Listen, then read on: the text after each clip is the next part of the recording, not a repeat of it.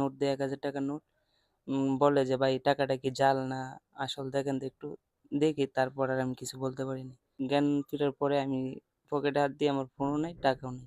গরিব মানুষ আর বড় লোক হচ্ছি না, তারা যেমনি মন সেমনি নিয়ে যায় তারা। সুপ্রিয় দর্শক, গাজীপুর বার্তায় আপনাদের স্বাগত জানাচ্ছি। আমি ভুয়া মোহাম্মদ সাইদ।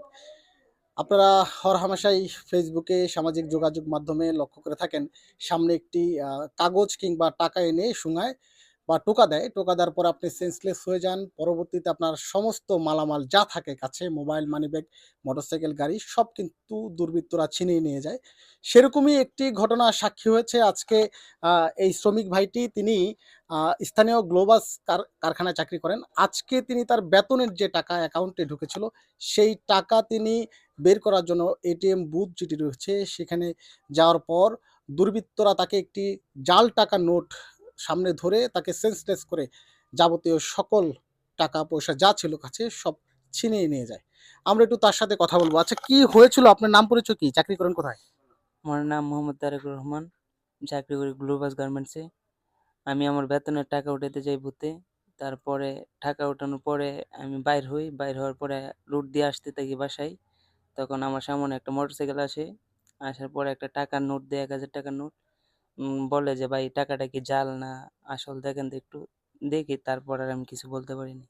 আর সব দিয়ে পরে হালকা একটু মানে জ্ঞান পাইছি। পরে আমি যারা আশেপাশে ছিল এদেরকে বললাম যে আমি কোন জায়গায় আছি, এই জায়গার নাম কি, জায়গাটা একটু বলেন, আমি তো চিনতেছি না। আর ওনারা বললো যে তোমার বাসার কোনো ঠিকানা আছে। পরে আমি বাসার নাম্বার দিলাম। পরে ফোন দিল বাসায়, তারপর আমার এনে নিয়ে এলো। আপনার কাছে কত টাকা ছিল আজকে? আজকে ছিল 43,000 টাকা প্লাস একটা ফোন। কি কি নিছে তারা? সব কিছু নিয়ে গেছে, ফোন প্লাস টাকা, আর কিছু ছিল না। আপনাকে কি মারধর করছে তারা? এটা আমি জানি না। মানে আপনার কোনো সেন্স নাই তখন?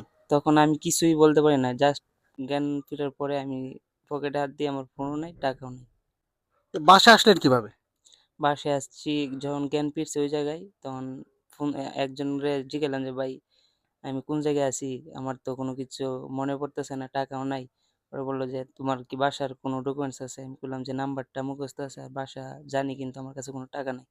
পরে ওনারা বললো তাহলে বাসার নাম্বার দিও, আমরা ফোন দিতেছি। পরে ফোন দিল বাসায়, পরে বাসার থেকে ম্যানেজ করলো। আচ্ছা, তাদেরকে কি চেহারাটা মনে আছে? দেখলে চিনবা কখনো?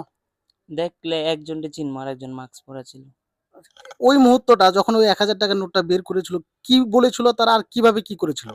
তারা তখন বলে যে আমি, ওরা সামন থেকে আইছিল আর আমি ওই দিক থেকে মানে সরাসরি আর কি দেখা হয়েছে। বলতেছে যে ভাই একটু খাড়ান। আমি খাড়াইলাম, তখন কইলো যে এই নোটটা কি দেন তো, 1000 টাকার নোটটা জাল না আসল। তখন আমি মানে কইলাম, হাতে নিলাম, তারপরে আর কিছু কইতে পারি না। তারপরে আপনি সেন্সলেস হয়ে গেছেন। আপনাকে যদুপুর নিয়ে ফালাইলো, সব নিয়ে গেল। জি। আজকে যে ঘটনাটি ঘটেছে, অচেতন করে টাকা পয়সা সব ছিনিয়ে নিয়েছে। সেই ভিকটিমকে সহায়তা করেছে অনেকটাই আমাদের স্থানীয় যুবক আলাল। আমরা একটু তার মুখ থেকে শুনবো তিনি কিভাবে সহযোগিতা করেছেন। আচ্ছা আলাল সাহেব, কিভাবে সহযোগিতা করেছেন এই ভিকটিমকে? মূলত ইফতার শেষ, ইফতার করে যখন বাসা থেকে বাইরে হচ্ছি আর কি, বাইরে আমি আইসি আর চিকরি করতেছে, কান্নাকাটি করতেছে। তে ছেলের যে বাবা, সে ফোনে কথা বলতে পারতেছে না। পরে আমি বললাম দেন আমি কথা বলতেছি। এর ফ্যামিলি তো সবাই মানে অবস্থা ভালো না। তো সেক্ষেত্রে ভাই আপনি একটু উপকার করেন, একটা সিএনজি ওখান থেকে আপনি রিজার্ভ করে, সিএনজি যে ভাড়া আপনি মিটে 500 লাগে 1000 লাগে, ভাই বইলে আপনি গাড়িটা তুলে দিয়ে সিএনজি নাম্বারটা দিয়ে দেন। আমরা একটু আজকে যে ভিকটিম তার বাবার সাথে একটু কথা বলবো। আচ্ছা, আজকে কি হয়েছিল আপনার ছেলের সাথে? ভাই যেটা হয়েছে মানে কি দুঃখের বিষয়, আর কি বলবো, বলার মতো আর কিছুই নাই। মানে ওর শৃঙ্খল কষ্ট পাইছি, কারণ কি ছেলে এত কষ্ট করছে 2 মাসে, ছেলের বউ, ছেলে কষ্ট করছে, বেতনটা তুলাত গেছে, আর এরপরে আপনারা হাইজ্যাকার করে নিয়ে গেছে। মানে কি বলবো, বলার মতো আর কোনো ভাষাই নাই। মানে তারা তো মানে মানে গরিব মানুষ আর বড় লোক হচ্ছি না, তারা যেমনি মন সেমনি নিয়ে যায়, তার শাস্তি দরকার আমি মনে করি এরারে। আচ্ছা, এই যে আজকে যে ঘটনা ঘটলো আপনার সাথে, এই ঘটনা তো আগামীতে আমার সাথে বা অন্য কারোর সাথে ঘটতে পারে। এখন যারা দেখছে তাদের সচেতন করার জন্য কি বলতে আমি পারবেন? মনে করি তারা অরিজিনাল, তারা সতর্ক বাণী তাহার দরকার। কারণ দেশের যে অবস্থান, সবাই রাস্তাঘাটে যারা চলে ফিরে, তারা সতর্ক তাহার উচিত। একজনে এক জিনিস বুঝাইবে যে এটা দেহ, তাও এটা লওয়ার দরকার নাই, দূরত্ব তাহা লাগবো। আর নেলা লইলে মানে নিজে পড়ে যাবো বিপদ, এন থেকে বিরত তাহা লাগবো। আর এগুলো যারা করতেছে, এরা মনে করেন যে ধরতে পারলে সর্বোচ্চ শাস্তি দেওয়ার দরকার, নাহলে দেশের অবস্থা আরো খারাপ হয়ে যাবো। দর্শক শুনলেন এতক্ষণে তার মুখেই বিস্তারিত কথা। তিনি একজন ভিকটিম, তিনি একজন পোশাক শ্রমিক। সারা মাস গার্মেন্টসে কাজ করে পরিশ্রম করে কিছু টাকা সঞ্চয় করেছিলেন। বেতনের টাকা তার এবং তার স্ত্রীর টাকাটা আজকে এটিএম বুথ থেকে উত্তোলন করতে গিয়েছিল। দুর্বৃত্তরা তাকে একটি টাকার নোট দেখিয়ে তাকে সেন্সলেস করে ফেলে, তারপরে সর্বস্ব লুটে নিয়ে তাকে জয়দেবপুর রেল স্টেশনে অচেতন অবস্থায় ফেলে চলে যায়। এরকম অনেক ঘটনায় আপনার এবং আমাদের সমাজের আশেপাশে ঘটে। বিষয়টা হচ্ছে আমাদের সচেতন থাকতে হবে। সচেতন না থাকলে আমরা সামনে এগোতে পারবো না। আমাদের আজকে যে ঘটনা ঘটেছে এই ভাইটির সাথে, এরকম ঘটনা সবসময় আমাদের সাথে ঘটতে থাকবে।